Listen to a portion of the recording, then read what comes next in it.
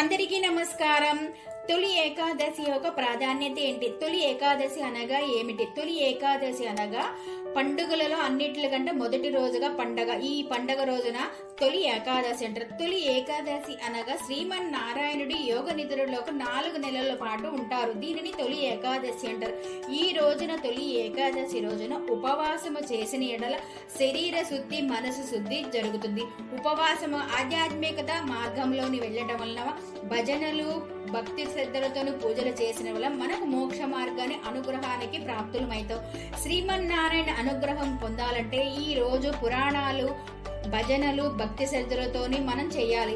ఇంకా దాన ధర్మాలు ఎన్నో చేస్తూ శ్రీమన్నారాయణ అనుగ్రహం పొందుతూ ఈ రోజు అంతా మనం హిందూ మతంలోని ఏకాదశి రోజున ఉపవాసం చేయడం వలన పాపాలు తొలగిపోతాయి, పుణ్యాలు లభిస్తాయని భక్తులు నమ్ముతారు. తొలి ఏకాదశి నాడు చేసే పూజలు, వ్రతాలు, దాన ధర్మాలు విష్ణువుని అనుగ్రహం పొందడమే కాకుండా మన మంచి మార్గాల్లో వెళ్ళటానికి మనకు దోహదపడతాయి. జై శ్రీమన్నారాయణ.